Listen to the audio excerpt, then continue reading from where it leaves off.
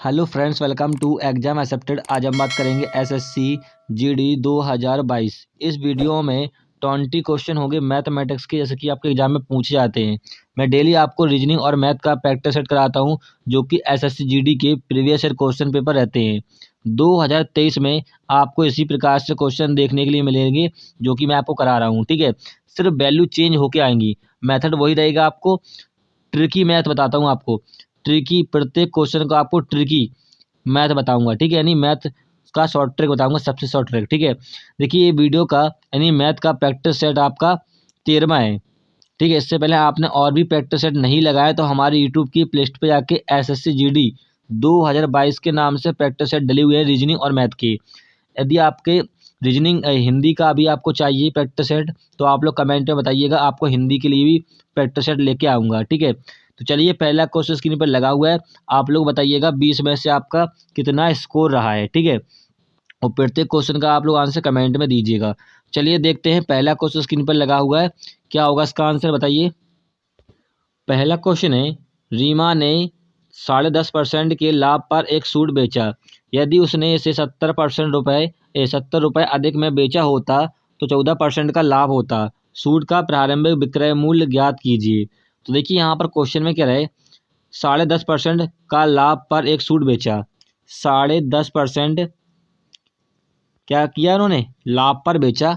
फिर यहाँ पर कह रहा है यदि वो है 70 रुपये अधिक में बेचा होता तो कितने का लाभ होता, 14 का लाभ होता है। तो यहाँ पर देखिए शॉर्ट ट्रिक क्या होगी इस क्वेश्चन की। देखिए इन दोनों का अंतर देखिए, अंतर क्यों देखना है, यहाँ पर प्रॉफिट हो रहा है, यहाँ भी प्रॉफिट हो रहा है। यदि दोनों ओर प्रॉफिट प्रॉफिट हो तो आपको घटा देना है। ठीक है, दोनों परसेंटेज को। और यहाँ पर दोनों ओर हानि और हानि हो तब भी घटा देना है। यदि लाभ और हानि हो तो जोड़ देना है। ठीक है, तो यहाँ पर देखिए दोनों ओर क्या हो रहा है, प्रॉफिट हो रहा है। तो हम अंतर देखेंगे, इनका अंतर कितने का है, 3.5 दशमलव का अंतर है। और यही प्रेजेंट करेगा किसको, 70 रुपये को। ठीक है, तो यहाँ से देखिए परसेंट को हटाओगे तो यहाँ पर आपका 100 आ जाएगा, और यहाँ पे दशमलव को हटाओगे तो एक जीरो और लग जाएगा। 35 दूनी 70, एक यूनिट की वैल्यू कितनी होगी, 2000। ठीक है, ये आपका 2000 निकल के क्या आया है, क्रय मूल्य आया है, सीपी आया है। लेकिन हमसे क्या पूछा है, प्रारंभिक विक्रय मूल्य ज्ञात कीजिए। अब हम 2000 का कह रहा है प्रारंभिक विक्रय मूल्य, तो प्रारंभ में यहाँ पर कितने का प्रॉफिट हो रहा था, 10.5 का प्रॉफिट हो रहा था। तो इसका 10.5 का प्रॉफिट निकालेंगे। ठीक है, तो आपका सेलिंग प्राइस निकल के आ जाएगा। तो यहाँ से देखिए दशमलव को हटाओगे तो यहाँ जीरो लग जाएगा, और 3 जीरो से 3 जीरो खत्म हो जाएंगे, गुणा कर दीजिए तो कितना हो जाएगा, 5 दूनी 10, 2 और 2 तो 2210 करेक्ट आंसर हो जाएगा आपका प्रारंभिक विक्रय मूल्य, सेलिंग प्राइस करेक्ट आंसर हो जाएगा। किस वाले ऑप्शन में है, ये आपके तीसरे वाले ऑप्शन में है, तो तीसरा वाला ऑप्शन करेक्ट हो जाएगा। आई होप समझ में आया होगा। चलिए अगला क्वेश्चन देखते हैं। अगला क्वेश्चन है, ब्याज वार्षिक रूप से चक्रवृद्धि होने पर एक धनराशि 5% वार्षिक ब्याज दर पर 3 वर्षों में प्राप्त मिश्रधन 9,261 है।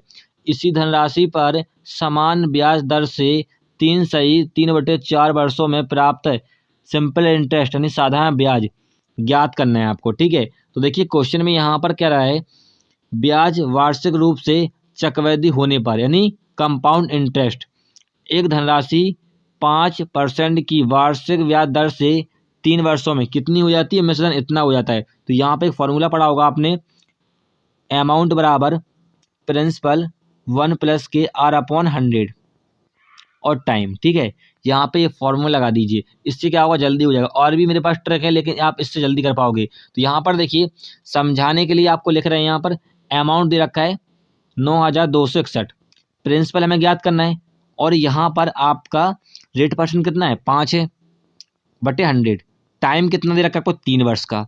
तो यहाँ से देखिए काटोगे 20, और यहाँ पे एलसीएम लोगे, थोड़ा सा शॉर्ट कर देते हैं यहाँ पे हम, कितना 9,261 प्रिंसिपल। अब यहाँ पर देखिए ये हो जाएगा आपका 21/20, और यहाँ पर क्यू है आपका। ठीक है, तो देखिए 21 का क्यू कितना होता है, 9,261 होता है, तो ये कट जाएगा यहाँ पर। और यहाँ पर नीचे 20 का क्यू कितना होगा, 8,000, तो प्रिंसिपल आपका निकलेगा 8,000। थोड़ा सा शॉर्ट कर दिया यहाँ पे, प्रिंसिपल आपका मूलधन निकल के आ गया 8,000 धनराशि। अब यहाँ पर क्या रहे, इसी धनराशि पर क्या पूछा आपसे, साधारण ब्याज। सिंपल इंटरेस्ट पूछा है, तो सिंपल इंटरेस्ट का फॉर्मूला क्या होता है, SI बराबर PRT/100, ये तो फॉर्मूला होता है। हमें सिंपल इंटरेस्ट ज्ञात करना है, SI ज्ञात करना है। प्रिंसिपल हमारा निकल रहा है 8000, ठीक है। अब यहाँ पर देखिए रेट परसेंट कह रहा है समान दर पर, यानी जो दर थी वो वही रखेंगे 5। टाइम यहाँ पर चेंज हो गया, 3 सही 3/4, तो 3 सही 3/4 को क्या ले सकते हैं हम लोग, 4 3 12 15/4, और नीचे आपका 100 था ही फॉर्मूला में। तो यहाँ से देखिए 2 जीरो से 2 जीरो कट जाएंगे, और यहाँ से काटोगे कितने बार जाएगा, 20 बार, 4 दूनी 8। अब यहाँ पे गुणा कर दीजिए, कितना हो जाएगा 100, 1500, ऐसा ही बराबर होगा आपका 1500 रुपया। ये आपका सिंपल इंटरेस्ट साधारण ब्याज निकल के आ गया। किस वाले ऑप्शन में, ये आपके दूसरे वाले ऑप्शन में, दूसरा वाला ऑप्शन करेक्ट हो जाएगा। और ऐसे क्वेश्चन आपको SD यादव बुक में दिए हुए हैं, ठीक है, जो कि प्रीवियस ईयर क्वेश्चन पेपर हैं आपके SSC GD के, और इसी प्रकार से आपके 2023 में क्वेश्चन देखने के लिए मिलेंगे एग्जाम में। चलिए अगला क्वेश्चन देखते हैं। अगला क्वेश्चन यहाँ पर कह रहा है 7 व्यक्ति प्रतिदिन 7 घंटे काम करते हुए 6 दिनों में 14 बक्से पैक कर सकते हैं। यदि प्रतिदिन 9 घंटे काम किए जाएं तो 14 व्यक्ति को 18 बक्से पैक करने में कितना समय लगेगा। कुछ नहीं है, सिंपल क्वेश्चन है। तो यहाँ पर देखिए क्या रहा है, 7 व्यक्ति 7 घंटे, 7 व्यक्ति प्रतिदिन 7 घंटे काम करके 6 दिनों में कितने बक्से बना रहे हैं, 14 बक्से पैक कर रहे हैं। फिर यहाँ पर कह रहा है 9 घंटे काम करके 14 व्यक्ति कितने दिन में 18 बक्से बनाएंगे। तो यहाँ पे डी क्या होगा, दिन, दिन पूछा है आपसे। तो यहाँ से देखिए काट भी सकते हो, यहाँ से का 7 दूनी 14, और यहाँ से काटोगे ये 3 बार जाएगा, 2 3 6, और यहाँ से काटोगे 9 दूनी 18, और यहाँ से काटोगे 7, 7 से 7 कट जाएगा, तो डी बराबर कितना निकला है, 3 दिन। 3 दिन आपका करेक्ट आंसर हो जाएगा। एक लाइन का क्वेश्चन था, किस वाले ऑप्शन में, पहले वाले ऑप्शन है, तो पहला वाला ऑप्शन करेक्ट हो जाएगा। देखिए आपको 20 क्वेश्चनों में से 15 क्वेश्चन ऐसे होंगे जो आपसे सभी से क्वेश्चन हो जाएंगे, लेकिन 5 क्वेश्चन उनसे होंगे जिसने पढ़ा होगा, प्रैक्टिस की होगी। चलिए अगला क्वेश्चन देख लेते हैं। अगला क्वेश्चन यहाँ पर क्या है, 14 सेंटीमीटर ऊंचाई वाले एक लंबवृत्तीय बेलन का वक्रपृष्ठ का क्षेत्रफल 176 सेंटीमीटर स्क्वायर है। बेलन के आधार का क्षेत्रफल सेंटीमीटर में ज्ञात करना है, ठीक है। तो यहाँ पर देखिए बेलन का वक्रपृष्ठ का क्षेत्रफल क्या होता है, 2πRh, ये होता है बेलन का वक्रपृष्ठ का क्षेत्रफल, जो कि आपको दे रखा है 176 सेंटीमीटर स्क्वायर। अब यहाँ पे ऊंचाई भी दे रखी है, तो यहाँ पर पुट कर लेते हैं। पाई का मान होता है 22/7, त्रिज्या हम ज्ञात कर लेते हैं यहाँ से, ऊंचाई हमें दे रखा है 14 बराबर 176। अब यहाँ से देखिए 11 से काटिए, 11 दूनी 22, 11 के हम 11 गए चाहिए 66। अब यहाँ से कटेगा 7 दूनी 14 ये कटेगा, और यहाँ से कटेगा पूरा 8 दूनी 16। तो यहाँ से त्रिज्या बराबर निकली है 2 सेंटीमीटर, त्रिज्या निकल के आ गई 2 सेंटीमीटर। अब हमसे क्या पूछा है, बेलन के आधार का क्षेत्रफल। तो यहाँ पर ध्यान रखिएगा थोड़ा सा, देखिए बेलन बनता है आपका इस प्रकार से, इस प्रकार से आपका क्या बनता है, बेलन बनता है, बनता नहीं बनता बेलन, इसी प्रकार से बनता है। तो यहाँ पर क्या कह रहा है, बेलन के आधार का क्षेत्रफल। तो बेलन को आप गौर से देखोगे तो यहाँ पर बेलन का आधार क्या होगा, वृत्त होगा। बेलन का आधार क्या होगा, ये वृत्त होगा, जो गोल बना है ये होगा वृत्त। वृत्त का क्षेत्रफल कह रहा है, तो वृत्त का क्षेत्रफल क्या होता है, πr², ये होता है वृत्त का क्षेत्रफल, ठीक है। बस यहाँ पे आर त्रिज्या निकल के आ गई। तो यहाँ पर देखिए पाई का मान होता है 22/7 होता है, और यहाँ पर त्रिज्या 2 है, स्क्वायर है तो 2 बार लिख देंगे। तो यहाँ पर कितना हो जाएगा 88/7, ठीक है। ये होगा आपका सेंटीमीटर स्क्वायर, बेलन के आधार का क्षेत्रफल। किस वाले ऑप्शन में, पहले वाले ऑप्शन, तो पहला वाला ऑप्शन करेक्ट हो जाएगा। क्वेश्चन को थोड़ा सा ध्यान से पढ़िएगा, ठीक है, क्योंकि यहाँ पर आप बेलन का क्षेत्रफल निकालोगे नहीं, क्योंकि यहाँ पर कहा गया आधार का क्षेत्रफल, तो आधार ये होता है बेलन का, ठीक है। आई होप समझ में आया होगा। चलिए अगला क्वेश्चन देखते हैं। अगला क्वेश्चन है, एक रेलगाड़ी स्थान ए से स्थान बी तक 90 किलोमीटर प्रति घंटा की चाल से जाती है और 75 किलोमीटर प्रति घंटा की चाल से वापस आती है। यदि यह कुल 14.2/3 घंटे लेती है तो स्थान ए और बी के बीच की दूरी ज्ञात कीजिए। इस क्वेश्चन को मैं आपको शॉर्ट ट्रिक बताता हूँ। देखिए डिस्टेंस बराबर क्या होता है, speed 1 multiply speed 2, speed 1 plus speed 2, और यहाँ पे होता है टोटल टाइम। ठीक है, ये फॉर्मूला होता है इसका, जब आपको किसी दो बिंदु के बीच की दूरी निकालना होता है। डी यहाँ पर क्या है, दूरी। अब यहाँ पे स्पीड 1 की कितनी है, 90 है, स्पीड 2 कितनी है, 75 है। इनको जोड़ दीजिए, कितना हो जाएगा, 165। टोटल यहाँ पर डिस्टेंस, टोटल यहाँ पर जो समय है वो कितना दे रखा है, कितना, 14 सही 2/3। इसको लिख सकते हो 14 या 42, 44/3। ठीक है, अब यहाँ से काट दीजिए, ये कटेगा 15 पना 5 से काटोगे 15 बार में, और यहाँ पे काटोगे 5 या 15, 5 या 15। अब 11 से काट दीजिए, गच को 33, गच को 44। ठीक है, अब यहाँ पर देखिए ये कटेगा आपका 9 से, 9 होगा यहाँ पर, और ये कटेगा 10 में। गुणा कर दोगे तो 15 चौको 60, और 60 और 10 कितना हो जाएगा, 600। तो 600 किलोमीटर आपका करेक्ट आंसर हो जाएगा। किस वाले ऑप्शन में है, ये आपके पहले वाले ऑप्शन है, तो पहला वाला ऑप्शन करेक्ट हो जाएगा। क्लियर है। चलिए अगला क्वेश्चन देखते हैं। अगला क्वेश्चन यहाँ पर कह रहे हैं, दो संख्या x और y का अनुपात 4:7 है। यदि x में 6 जोड़ा जाए और y में 7 घटाया जाए तो उनका अनुपात 3:4 हो जाता है। तो x और y के बीच का अंतर ज्ञात कीजिए। सिंपल क्वेश्चन है। देखिए यहाँ पर कह रहे हैं x और y, इनका अनुपात दे रखा है 4:7।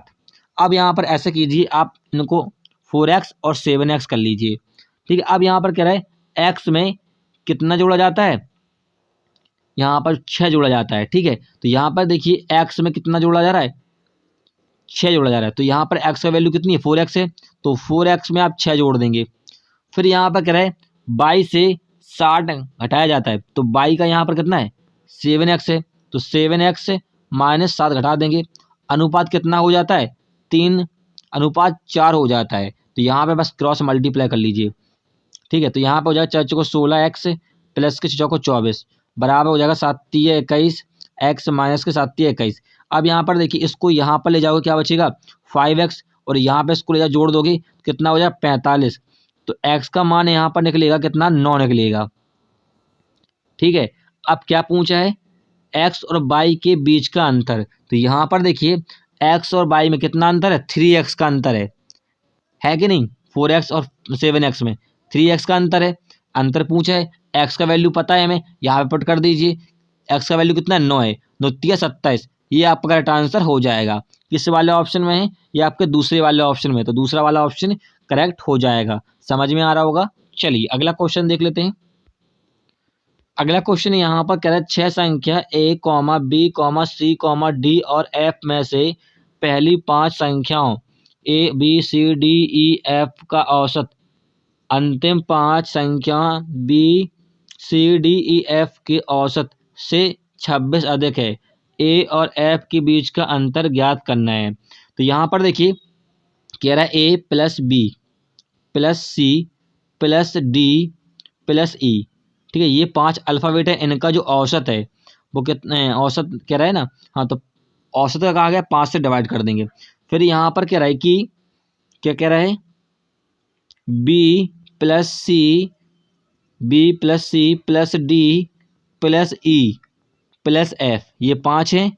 अंतिम 5 का औसत, 5 औसत कहा गया था, 5 से डिवाइड।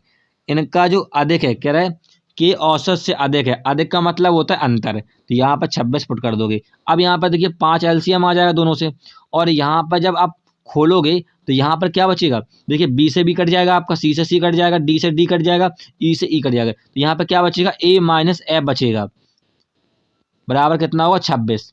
थोड़ा सा शॉर्ट कर दिया हमने, और यहाँ पर देखिए गुणा करोगे तो ए माइनस एफ, ये क्या होता है, माइनस में, इसका मतलब अंतर में कितना, 6 30 और कितना 10 और 13, तो 130 आपका करेक्ट आंसर हो जाएगा। किस वाले ऑप्शन में, पहले वाले ऑप्शन में, तो पहला वाला ऑप्शन करेक्ट हो जाएगा।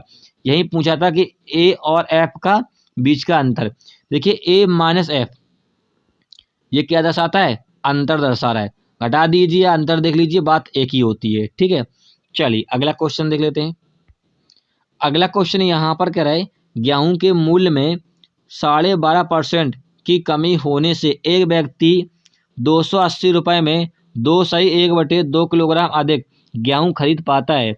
आरंभ में व्यक्ति कितने गेहूं किलोग्राम खरीद पाता है। तो यहाँ पर देखिए इस क्वेश्चन में थोड़ा सा एक फॉर्मूला होता है, लेकिन उससे नहीं होगा, क्योंकि यहाँ पर कह रहा है आरंभ में व्यक्ति कितने गेहूं किलोग्राम खरीद पाता है। प्रति किलोग्राम नहीं कहा गया, यहाँ पर कहा गया है कि किलोग्राम खरीद पाता है। ठीक है, तो यहाँ पर देखिए जो 12.5% है, 12.5% लिख लेंगे। अब यहाँ पे कमी करोगे 12.5% में 100 से, तो कितना बचेगा, 100 से घटा दीजिए 12.5 कितना बचेगा 5, और यहाँ पे 7, और यहाँ पे कितना बचेगा 8, यही तो बचेगा। यदि आप 100 से 12.5 घटा दोगे तो आपका बचेगा 27.5। इनको काट लीजिए, कितना आएगा 1/7। ठीक है, अब यहाँ पर देखिए कह रहा है कि दो सही 1/2 किलोग्राम अधिक गेहूं पाता है। तो यहाँ पर इसका मतलब क्या है 2.5, तो 1 प्रेजेंट करेगा, किसको प्रेजेंट करेगा 2.5 किलोग्राम को। ठीक है, हमने 2.5 को थोड़ा सा दशमलव में लिख दिया है, बस इससे कोई मतलब नहीं है। अब जो यहाँ पर 7 लिखा है इससे गुणा कर दीजिए, ये आपका सेलिंग प्राइस होगा, ये आपका क्या होगा खरीदना, यानी जिसे बोलते हैं खरीदना या क्रय मूल्य या कह सकते हो कॉस्ट प्राइस। गुणा कर दीजिए, कितना हो जाएगा, ये जब 5 7 35, 3 14 17, तो 17.5 करेक्ट आंसर हो जाएगा CP। और यही पूछा था खरीद पाता है, किस वाले ऑप्शन में है, दूसरे वाले ऑप्शन में, तो दूसरा वाला ऑप्शन करेक्ट हो जाएगा। यहाँ पे जो 280 लिखा है इसका कोई रोल नहीं है इसमें। ठीक है, देखिए एक सूत्र भी होता है इसका, जैसे कि आपने पढ़ा होगा प्रारंभिक और पुराना मूल्य।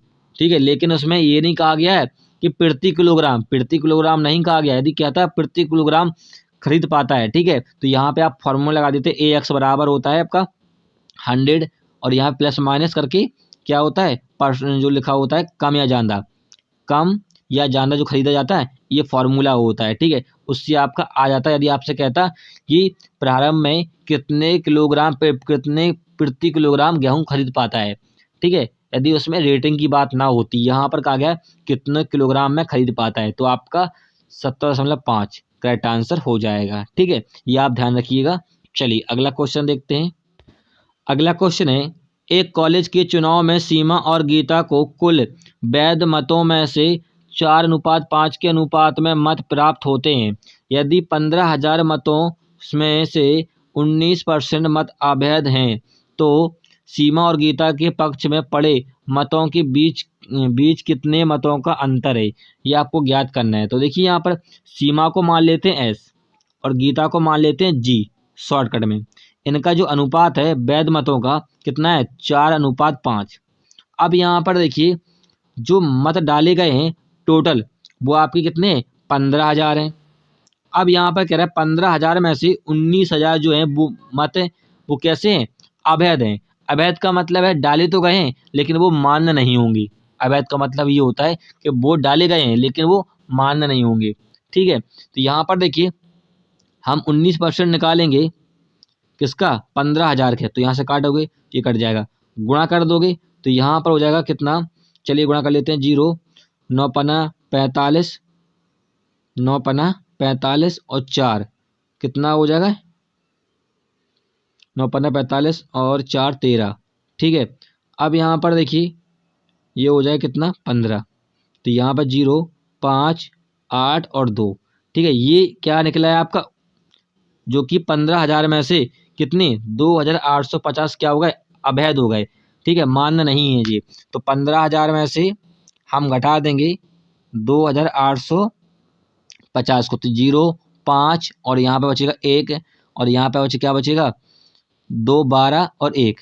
अब यहाँ पर देखिए 12,150 क्या है ये वैध मत हैं, और वैध मतों का आपको सीमा और गीता का अनुपात दे रखा है कितना 9, 4 और 5 कितना हो जाए 9, तो 9 प्रेजेंट करेगा किसको 12,150 को, तो यहाँ से काटो 9 एकम 9 कितना बचा है यहाँ पर 3 बचा है, और नुत्या 27 9 पना कितना हो गया 9 एकम 9 नुत्या 27 4 बचा 9 पना 45 और 0 9 पना नुत्या 27 होगा यहाँ पर 1350। एक यूनिट की वैल्यू कितनी है 1350। अब यहाँ पर क्या पूछा है सीमा और गीता के पक्ष में पड़े मतों के बीच का अंतर। तो इनके अनुपात का अंतर कितना है? 1 अंतर है। बस 1 से गुणा कर दीजिए, कितना होगा? 1385 होगा। ये आपका करेक्ट आंसर हो जाएगा। किस वाले ऑप्शन में है? ये आपके चौथे वाले ऑप्शन में, तो चौथा वाला ऑप्शन करेक्ट हो जाएगा। क्लियर है? चलिए अगला क्वेश्चन देखते हैं। अगला क्वेश्चन है, देखिए इस समीकरण को आपको मान ज्ञात करना है। तो आप देखिए इस क्वेश्चन को मैं इसलिए छोड़ता हूं क्योंकि आपकी कैलकुलेशन फास्ट हो जाए। ठीक है, ऑप्शन यहाँ पर दिए गए हैं, आप लोग इस क्वेश्चन का आंसर कमेंट में दीजिएगा क्या होगा इसका आंसर। चलिए अगला क्वेश्चन देखते हैं। अगला क्वेश्चन यहाँ पर कह रहा है, एक दुकानदार ने किसी निश्चित वस्तु को एक निश्चित मूल्य पर बेचने का निर्णय लिया। उसने निर्धारित मूल्य से 45% अधिक मूल्य का टैग उस वस्तु पर लगाया। वस्तु को बेचते समय उसने उस पर 40% की छूट दी। ज्ञात कीजिए इसे निर्धारित मूल्य से कितने रुपए अधिक या कम मिले हैं। देखिए इस प्रकार क्वेश्चन का थोड़ी सी लैंग्वेज बड़ी है, लेकिन आपको क्वेश्चन इसी प्रकार से देखने के लिए मिलेंगे और ये सिंपल होते हैं, एक लाइन क्वेश्चन होते हैं। तो यहाँ पर देखिए क्या कह रहा है कि एक दुकानदार ने किसी निश्चित वस्तु को एक निश्चित मूल्य पर बेचने का निर्णय लिया है। उसने निर्धारित मूल्य से 45% अधिक मूल्य टैग किया है। टैग का मतलब होता है अंकित किया है। तो हमने माना CP आपका 100 है, ठीक है, उसने कहा है 45% अधिक टैग किया है। टैग का मतलब होता है अंकित मूल्य। तो यहाँ पर MRP जो है उसने कितना किया है? 140 किया है, सॉरी 145 किया है, क्योंकि यहाँ पर कह रहा है 45%, तो यहाँ पर हो जाएगा 145। 100 से उसने अधिक कर दिया, टैग कर दिया, अंकित कर दिया। फिर यहाँ पर कह रहा है वस्तु को बेचते समय उसने उस पर 40% की छूट दी है। तो हमेशा छूट किस पे मिलेगी? MRP पे मिलेगी। ध्यान रखिएगा, ये क्वेश्चन यहाँ पे प्रॉब्लम करता है। कुछ लोग क्या करते हैं CP पर छूट दे देते हैं, CP पे नहीं होगी, MRP पे छूट देंगे। तो यहाँ पर देखिए 145 का 40% छूट दोगे तो कितना बचेगा? 60/100, 60/100। तो यहाँ से देखिए कट जाएगा, ये 0 से 0 काट जाएगा, और यहाँ से देखिए काटोगे 5 दूनी 10, 5 दूनी 10 और 9 पना 45, और यहाँ से काटोगे ये कट जाएगा 3 बार में, गुणा कर दोगे 3 में 27, 27, 27 और 2 बचा यहाँ पर कितना? 3 6 और 87। तो यहाँ पर जो निकला है सेलिंग प्राइस निकला है आपका 87। अब यहाँ पर कहा गया है कि उसे निर्धारित मूल्य से कितने रुपए अधिक या कम मिले हैं। तो देखिए हमारा क्रय मूल्य या कॉस्ट प्राइस कितना था? 100 रुपये, और उसने बेच कितने में दिया है? 87 रुपया में। तो यहाँ पर क्या हुई है? कमी हुई है, कितने की? 13 रुपए की क्या हुई है? या 13% क्या हुई है? कमी हुई है। या 13 रुपए क्या हुई है? रुपए भी कह सकते हो या परसेंट भी कह सकते हो उसे। तो 13 रुपए की क्या हुई? कमी हुई है। तो ऑप्शन में किस में है? पहले वाले ऑप्शन, पहला वाला ऑप्शन करेक्ट हुआ है। परसेंट भी कह सकते हो, रुपए भी कह सकते हो, क्योंकि यहाँ पर परसेंट में दिया गया है। चलिए अगला क्वेश्चन देखते हैं। अगला क्वेश्चन है, देखिए आपको उसका मान ज्ञात करना है, और ऐसे क्वेश्चन को मैं छोड़ देता हूं क्योंकि आपकी कैलकुलेशन फास्ट हो जाए। तो यहाँ पर देखिए आप के ऑप्शन दिए गए, तो सभी लोग इस क्वेश्चन का आंसर कमेंट में दीजिएगा, ठीक है। चलिए अगला क्वेश्चन देखते हैं। पर कह रहे एक घनाव के 3 संलग्न पृष्ठों के पृष्ठीय क्षेत्रफल क्रमशः 5 सेंटीमीटर स्क्वायर, 16 सेंटीमीटर स्क्वायर और 20 सेंटीमीटर स्क्वायर है। घनाभ का आयतन ज्ञात कीजिए। तो देखिए आपको क्षेत्रफल यहाँ पर दे रखा है, ठीक है, लगभग। तो यहाँ पर देखिए आप ऐसा कीजिए, आयतन ज्ञात करना है तो घनाभ का आयतन होता है, घनाभ का आयतन होता है लंबाई गुणित चौड़ाई गुणित ऊंचाई, यही तो होता है। और तीनों भुजाएं दे रखी हैं। तो यहाँ पर देखिए शॉर्ट ट्रिक क्या होगी, कुछ नहीं करना है, इनका मल्टीप्लाई कर दीजिए, ठीक है। मल्टीप्लाई कर दी 16 पंचे 80, 16 पंचे 80 हो जाएगा, और गुणा कर दोगे 1600 हो जाएगा 1600। अब 1600 को यहाँ पर क्या है? 3 संलग्न पृष्ठों के पृष्ठीय क्षेत्रफल, तो यहाँ पर इसका आप बस रूट कर दीजिए, ठीक है। तो यहाँ से देखिए कितना निकलेगा, ये 4 और 0, 40 सेंटीमीटर क्यूब करेक्ट आंसर हो जाएगा। किस वाले ऑप्शन में है? ये आपके पहले वाले ऑप्शन है, तो पहला वाला ऑप्शन करेक्ट हो जाएगा, ठीक है। चलिए अगला क्वेश्चन देख लेते हैं। अगला क्वेश्चन यहाँ पर कह रहे 2 धनात्मक संख्याओं का लघुत्तम समावर्तक या कह सकते हो एलसीएम, उनके महत्व समावर्तक एचसीएफ का 13 गुना है। तो एचसीएफ और एलसीएम का योग 252 है। यदि उनमें से एक संख्या 54 है तो दूसरी संख्या ज्ञात कीजिए। तो देखिए यहाँ पर क्वेश्चन क्या रहा है कि एलसीएम जो है एचसीएफ का कितना गुना है, 13 गुना है। यदि हमने एचसीएफ को एक्स माना तो ये कितना हो जाएगा, 13x हो जाएगा। ठीक है, अब यहाँ पर देखिए एलसीएम और एचसीएफ का योग दे रखा है, तो यहाँ पर अनुपातों का योग कितना होगा, 13 और 1 एक्स कितना हो जाए, 14x।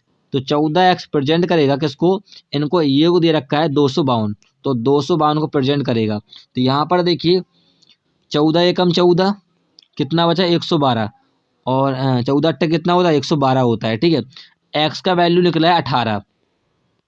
ठीक है, अब 18 को एक्स का मान निकला है तो यहाँ पे पुट कर दीजिए, तो आपका एचसीएफ 18 हो जाएगा। और यहाँ पर पुट कर दोगे 13 मल्टीप्लाई 18 होगा, तो वो आपका निकल के आ जाएगा क्या, एलसीएम निकल के आ जाएगा, लासा निकल के आ जाएगा। तो इसको ऐसे ही रहने देते हैं अभी, और इसको भी ऐसे रहने देते हैं। तो यहाँ पर आपका जो मासा है वो 18 है, 13 गुणा 18 कर दोगे तो आपका एलसीएम निकल के आ जाएगा। फिर यहाँ पर कह रहा है यदि उनमें से एक संख्या 54 है, तो यहाँ पे फॉर्मूला क्या होता है, पहली संख्या मल्टीप्लाई दूसरी संख्या बराबर होता है एलसीएम मल्टीप्लाई एचसीएफ, यही तो होता है। तो यहाँ पर देखिए पहली संख्या आपको दे रखी 54, दूसरी संख्या आपको ज्ञात करनी है, और एलसीएम हमारा कितना निकला है, 13 मल्टीप्लाई 18, इसको ऐसे लेने देते हैं, और एचसीएफ निकला है 18 आपका। ठीक है, तो यहाँ से देखिए 18 54, और यहाँ से काटोगे 6 3 78, तो यहाँ पर दूसरा जो वैल्यू है या दूसरी संख्या है वो कितनी निकली, 78 निकली है। ये आपका करेक्ट आंसर हो जाएगा। किस वाले ऑप्शन में है, ये आपका दूसरे वाले ऑप्शन में, तो दूसरा वाला ऑप्शन करेक्ट हो जाएगा। चलिए अगला क्वेश्चन देखते हैं। अगला क्वेश्चन यहाँ पर कह रहा है एक व्यक्ति 3 किलोमीटर प्रति घंटा, 4 किलोमीटर प्रति घंटा, 5 किलोमीटर प्रति घंटा और 6 किलोमीटर प्रति घंटा की चाल से समान दूरियां तय करता है और उसे कुल 3 घंटे 48 मिनट लगते हैं, तो कुल दूरी ज्ञात करना है। तो देखिए इस प्रकार जब भी ऐसा क्वेश्चन आए, 3 दूरी हो 4 दूरी हो, कैसे ज्ञात करना है। तो देखिए आप दूरी को डी मान लीजिए, डी मतलब दूरी।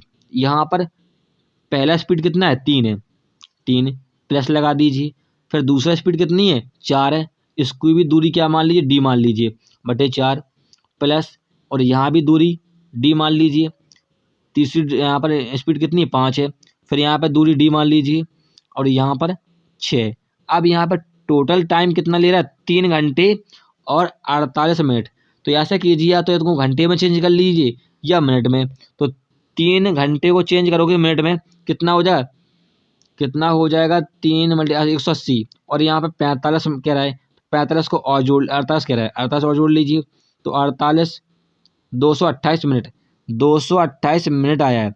अब ये मिनट में तो घंटे में चेंज कर लीजिए। क्यों कर लीजिए, क्योंकि यहाँ पर स्पीड जो है वो हमें किलोमीटर प्रति घंटा में दे रखी है, तो 60 से डिवाइड करते हैं जब हमें घंटे में चेंज करना होता है। तो यहाँ पर देखिए एलसीएम जो आएगा आपका 3 4 5 6 का, वो आपका 60 आएगा।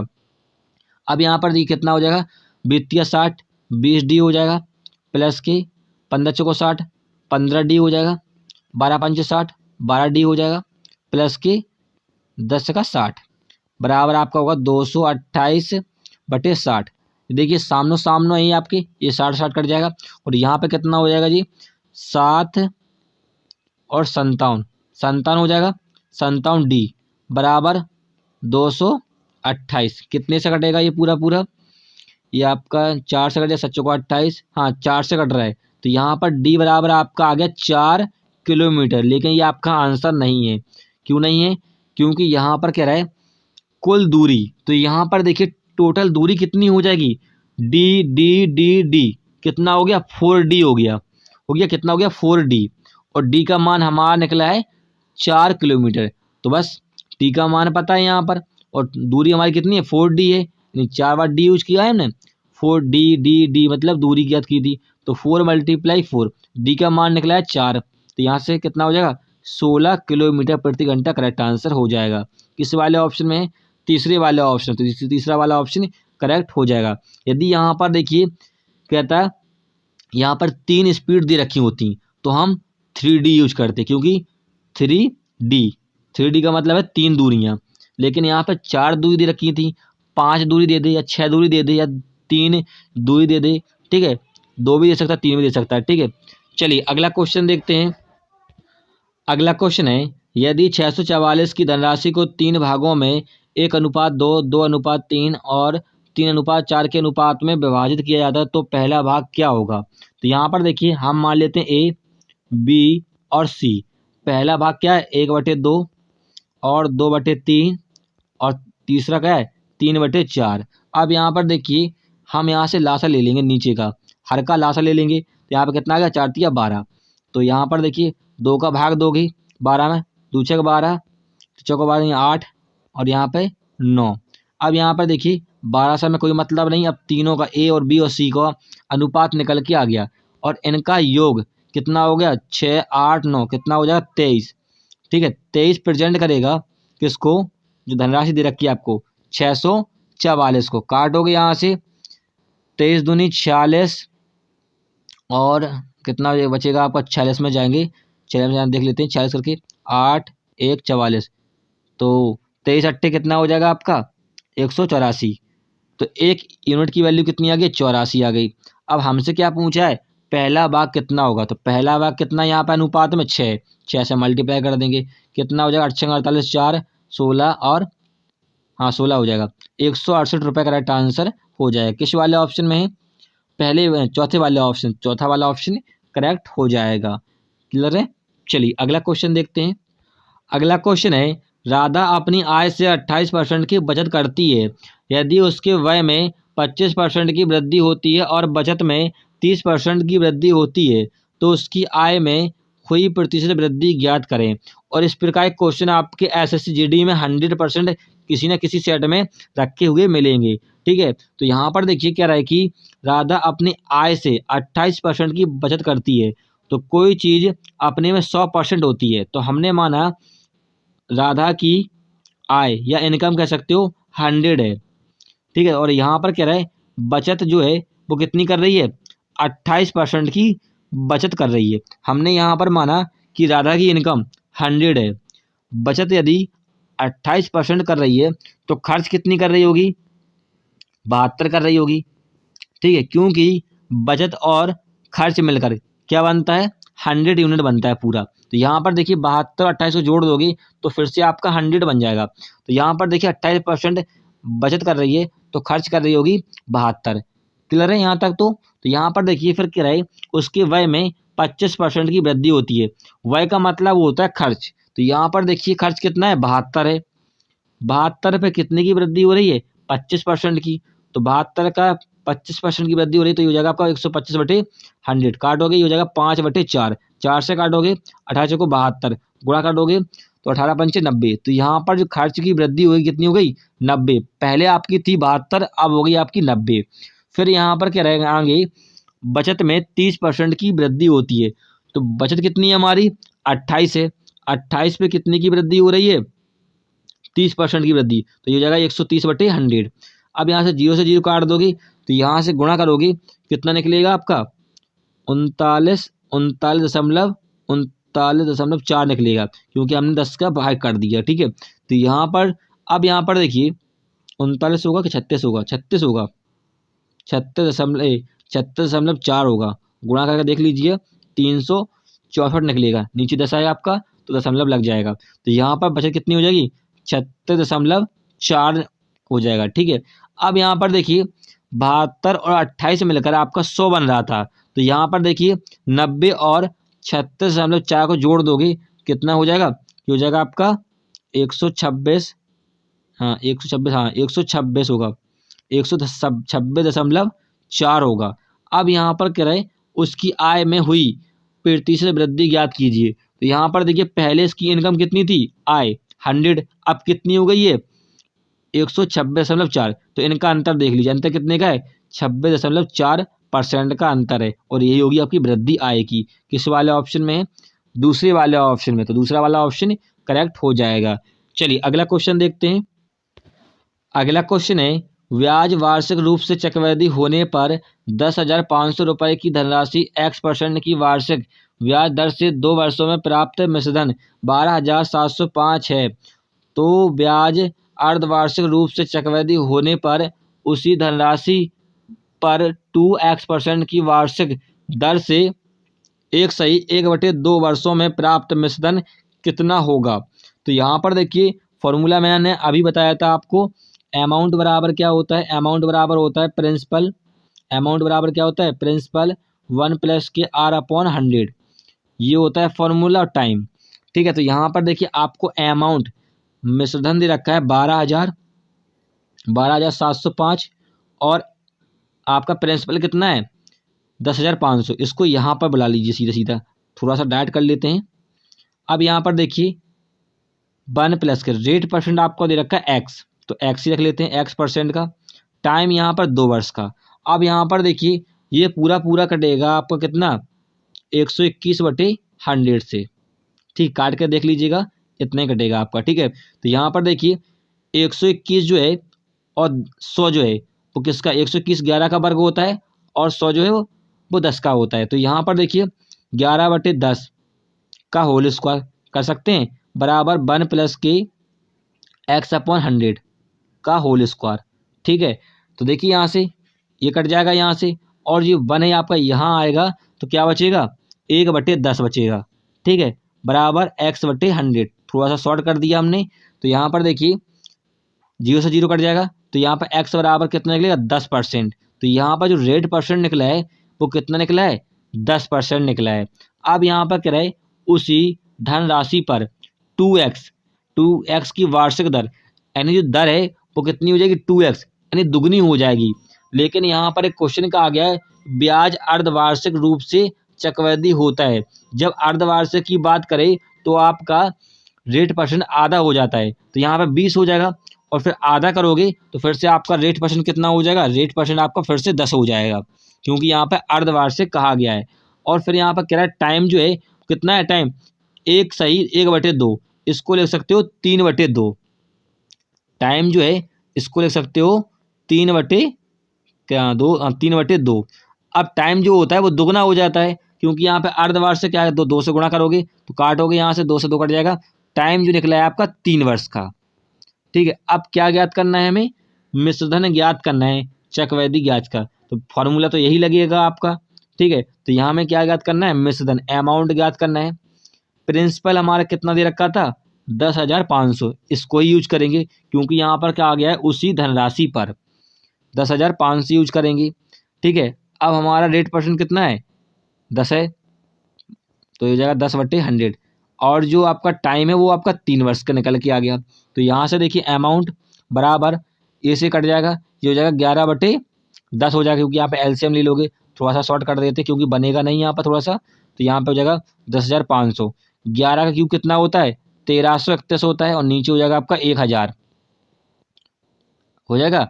तो यहाँ पर देखिए 2 बिंदी से 2 बिंदी कट जाएंगी, इनका मल्टीप्लाई करोगे और 10 का भाग दे लीजिएगा, आपका अमाउंट निकल के आ जाएगा। बस कुछ नहीं करना है, मल्टीप्लाई करना है, 10 का डिवाइड कर लेना है। जो भी आपका ऑप्शन होगा ये आपको 4 ऑप्शन दिए गए हैं, ठीक है। चलिए अगला क्वेश्चन देखते हैं। अगला क्वेश्चन है पाइप ए और बी और सी को एक टैंक को क्रमशः 10, 15, 18 घंटे में भर सकते हैं। ए और सी को 5 घंटे के लिए खोला जाता है, उसके बाद केवल पाइप ए को बंद किया जाता है। उसी समय पाइप को बी को सी के साथ खोल दिया जाता है। टैंक को पूरा भरने में कुल कितना समय लगेगा। तो यहाँ पर कह रहा है क्वेश्चन ए जो है किसी टैंक को 10 घंटे में, और बी जो है कितने में 15 में, और सी को 18 में। तो इनका लीजिए लासा, तीनों का लासा कितना आएगा 18 पंचे 90, 90 आएगा आपका लासा, ठीक है। अब यहाँ से निकालोगे इफिशियंसी, क्षमता निकालोगी। तो यहाँ पर देखिए ए का निकलेगा आपका, ए जो है 10 घंटे में भर रहा है किसी टैंक को, भरना कितना है 90 यूनिट भरना है, तो भाग दोगे तो 9 बार, 15 छक्के 90, 18 पंचे 90। ये तीनों का ए और बी सी का कार्यकुशल, इसे बोलते हैं इफिशियंसी, क्षमता निकल के आ गया। फिर क्वेश्चन यहाँ पर कह रहे ए और सी को 5 घंटे के लिए खोला जाता है। तो ए और सी को खोला जा रहा है, और ए और सी का इफिशियंसी कितना हो रहा है 9, 5 कितना 14, 5 घंटे के लिए खोला जा रहा है। 5 से गुणा कर दोगे कितना हो जाएगा 4, 5, 70। अब यहाँ पर देखिए काम कितना था, टोटल 90 यूनिट था। 5 घंटे में ए और सी ने मिलकर कितना काम कर लिया 70 यूनिट काम कर लिया है, ठीक है। तो 90 में से आप 70 घटा दोगे कितना बचेगा 20 बचेगा। अब यहाँ पर क्या रहा है कि उसके बाद केवल पाइप ए को बंद किया जाता है, ए को बंद कर दिया है, उसी समय बी को सी के साथ खोल दिया जाता है। यानी ए को बंद कर दिया है और बी और सी चालू है, तो बी और सी का इफिशियंसी कितना है, 11 हो जाएगा। 6 और 5 11 हो जाएगा बी और सी का इफिशियंसी। टैंक को पूरा भरने में कुल कितना समय लगेगा, तो देखिए काम कितना बचा है, 20 काम बचा है, 20 यूनिट काम बचा है, जो कि बी और सी को करना है। कितना है, बी और सी का इफिशियंसी 11 यूनिट है। भाग दीजिए, 11 के हम 11, 1 सही 9/11। अब यहाँ पर क्या है, कुल समय पूछा है, कुल समय कितना लगेगा, तो देखिए 5 घंटा काम कर चुके थे ए और सी, कर चुके थे नहीं कर चुके, ए और सी ने 5 घंटे काम कर लिया था। ठीक है, तो 5 घंटा प्लस और कर देंगे इसी में, क्योंकि हमसे यहाँ पर क्या है, कुल समय प्लस 5 और कर देंगे इसी में, कितना हो जाएगा, 6 सही 9/11। ये आपका करेक्ट आंसर हो जाएगा। किस वाले ऑप्शन में है, ये आपके तीसरे वाला ऑप्शन है, तो तीसरा वाला ऑप्शन करेक्ट हो जाएगा। ठीक है, क्योंकि यहाँ पर पूछा गया था, कुल समय पूछा गया था। चलिए अगला क्वेश्चन देखते हैं। अगला क्वेश्चन है, एक वस्तु को 157.50 में बेचने पर रवि को 12.5 का लाभ होता है। यदि वह इसे 147 रुपये में बेचता तो उसका प्रतिशत हानि या लाभ ज्ञात कीजिए। तो देखिए क्वेश्चन यहाँ पर कह रहा है कि 12.5% का लाभ होता है। ठीक है, तो यहाँ पे क्रय मूल्य माना हमने, सीपी माना 100 है, तो यहाँ पे कितना का लाभ हो रहा है, 12.5 का, तो ये हो जाएगा आपका 112.5। 100 से हम बढ़ जाएंगे, और ये आपका क्या सेलिंग प्राइस है, एसपी है, और ये आपका सीपी कॉस्ट प्राइस है। अब यहाँ पर देखिए सेलिंग प्राइस आपका कितना है, 112.5 है, और आपको दे रखा है 157.50, तो ये प्रेजेंट करेगा किसको, 157.50 को। तो यहाँ से देखिए दशमलव हटाओगे तो यहाँ से 100 दो बिंदी लग जाएंगी, और 100 से 100 कट जाएगा ये। अब यहाँ पर दशमलव हटाओगे तो यहाँ पर 0, और ये कटेगा आपका पूरा पूरा शायद 5 4 5 को 20, 14 से कटेगा पूरा पूरा यहाँ तक। ठीक है, तो बचेगा कितना, 140। ठीक है, पूरा यहाँ तक कटा है आपका। अब यहाँ पर देखिए सीपी से गुणा कर दोगे यहाँ पर, तो आपका क्रय मूल्य निकलेगा 140। अब यहाँ पर कह रहा है यदि इसे 147 रुपये में बेचता है, तो यहाँ पर देखिए सेलिंग प्राइस कितना दे रखा है आपको, 147। ठीक है, हमें ज्ञात करना है प्रतिशत प्रॉफिट या लॉस। तो यहाँ पर देखिए इन दोनों का देखिए सीपी और यहाँ पर एसपी का, यानी सीपी का मतलब होता है क्रय मूल्य, सेलिंग प्राइस, एसपी का मतलब होता है सेलिंग प्राइस। इनका अंतर कितने का, 7 का अंतर। गणना किस पे करते हैं, हमेशा हम सीपी पे करते हैं, क्रय मूल्य पर। क्रय मूल्य कितना है, 140, परसेंट में ज्ञात करना है, तो यहाँ में 100 से मल्टीप्लाई करना होता है। तो यहाँ से देखिए 1 0 से 1 0 कट जाएगा, 7 दूनी 14, 2 से काटोगे तो 5 10, 5% का अब लाभ हुआ या हानि, ये कैसे पता करें। देखिए हमने कोई चीज़ 140 रुपये में लागत लगाई उसमें, और बेचा उसको कितने में, 147 में।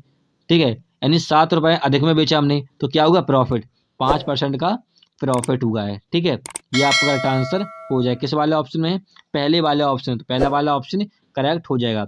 देखिए तीसरे वाले ऑप्शन में आपको दे रखा है 5% की हानि, तो कुछ लोग यहाँ पर हानि लगा देंगे, तो गलत हो जाएगा, क्योंकि यहाँ पर ये भी आपको पता होना चाहिए प्रॉफिट हो रहा है या हानि हो रही है। ठीक है, चलिए फ्रेंड्स, हमने यहाँ पर 20 क्वेश्चन सॉल्व कर लिए हैं, जो कि प्रीवियस क्वेश्चन एसएसजीडी में पूछे गए थे। फिर मिलेंगे नेक्स्ट वीडियो में। जय हिंद।